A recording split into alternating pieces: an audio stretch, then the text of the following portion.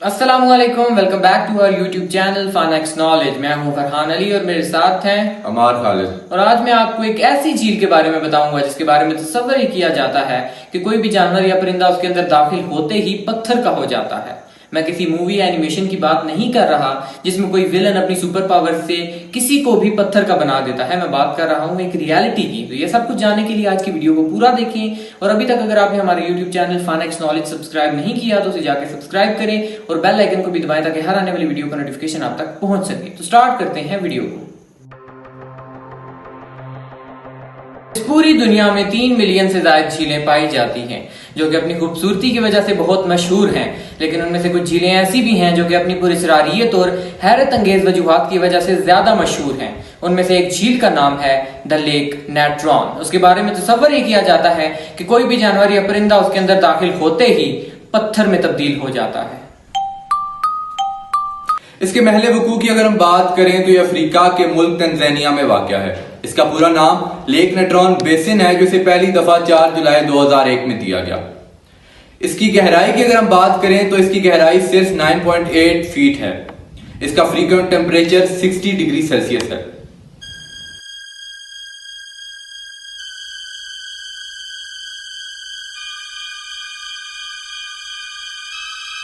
इस झील के बारे में पूरी दुनिया को तब पता चला जब एक ब्रिटिश फोटोग्राफर निक ब्रैंडेट ने इसे अपने कैमरे में बंद किया और इसके बारे में बहुत ही हैरत अंगेज इंकशाफात किए।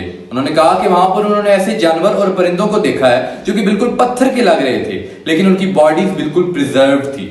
उन्होंने मजीद कहा कि ये झील इतनी शफाफ है कि परिंदे और जानवर इसे देखते हुए इसकी तरफ अट्रैक्ट हो जाते हैं।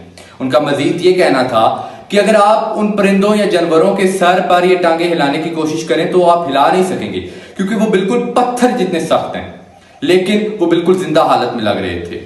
निक की इन बातों ने पूरी दुनिया को हिलाकर रख दिया कि आखिर इस झील में ऐसी क्या चीज है जो कि जानवरों और परिंदों को पत्थर का बना रही है।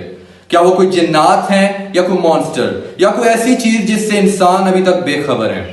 ये जो भी आपने बातें सुनी ये तो थी लोगों की बातें। अब मैं इसके बारे में आपको साइंटिफिक एक्सप्लेनेशंस दूंगा। सबसे पहले मैं आपको नेट्रॉन का मतलब बताता चलूं। नेट्रॉन कहते हैं the mixture of salt and mineral को। आम जुबान में आप ऐसे भी कह सकते हैं कि जब नमकियात और मादनियात मिलते हैं तो वो एक नेट्रॉन बनाते हैं। इस लेक को साल्ट और अल्कलाइन लेक भी कहा जाता है। अगर हम इसकी अल्कलिनिटी या पीएच की बात करें तो वो 12 है।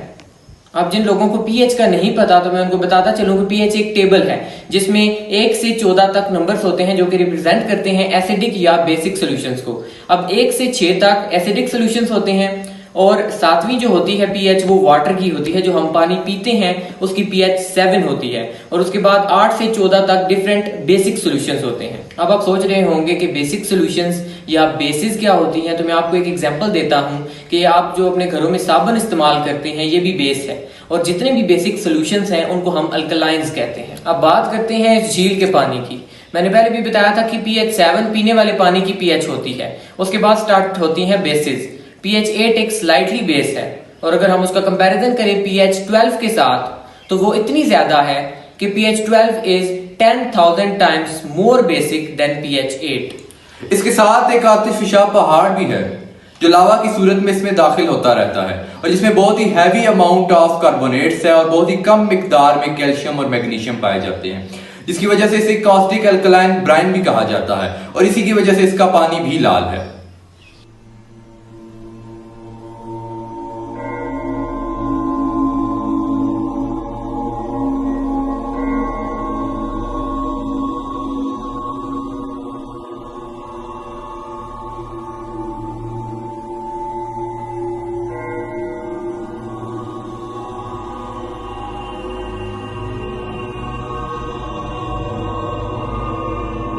मैंने आपको पहले भी बताया था कि परिंदे या जानवर इस झील में दाखिल होने के साथ ही पत्थर में तब्दील हो जाते हैं और वो डिकम्पोज होने की बजाय यानी सड़ने या गलने की बजाय प्रिजर्व्ड हालत में रहते हैं और इस प्रोसेस को कहते हैं कैल्सीफाइंग प्रोसेस।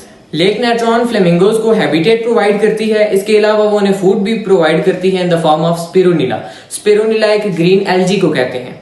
और जहां तक बात रही उस लेक के सॉल्टी वाटर की तो फ्लेमिंगोज उसे भी पीते हैं क्योंकि उनके सर में एक ग्लैंड होता है साल्ट रिमूव करने के लिए और वो अपनी नेजल कैविटी के थ्रू इस सब चीजों को रिमूव कर देते हैं। अब आप में से बहुत सारे लोग ये सोच रहे होंगे कि पानी में जाने के बाद तो बॉडीज कुछ अर्से बाद डिकम्पोज यानी कि गल सड़ जाती हैं, लेकिन ऐसा नहीं है। इस पानी में बहुत ज्यादा मिकदार पाई जाती है सोडा और साल्ट्स की, जिसकी वजह से बॉडीज प्रिजर्व रहती हैं। पुराने जमाने में इजिप्शियन अपनी ममीज को प्रिजर्व करने के लिए सोडा और साल्ट्स का यूज करते थे, जिस प्रोसेस को कहते हैं ममीफिकेशन। अब यहाँ पर आप लोगों का एक और सवाल भी होगा कि अगर इंसान इस झील में गिर जाए तो क्या होगा। और मुझे पता है कि आप में से बहुत से लोग ये क्यास भी कर रहे होंगे कि क्या इंसान भी पत्थर का हो जाएगा। तो ऐसा बिल्कुल नहीं है। इंसान पत्थर का नहीं हो सकता, क्योंकि इंसान की बॉडी में और परिंदों और जानवरों की बॉडीज में बहुत ज्यादा फर्क होता है। इसलिए इंसान के जिस हिस्से पर वो पानी गिरेगा वहां की जिल्द थोड़ी सख्त हो जाएगी और 5 सेकंड के अंदर बुरी तरह जलने लगेगी। तो ये थे कुछ interesting facts about the lake Natron. तो अगर आपको आज की हमारी वीडियो अच्छी लगी तो चैनल को सब्सक्राइब करें और वीडियो को लाइक जरूर करें और कमेंट्स और शेयर भी जरूर करें। Signing off.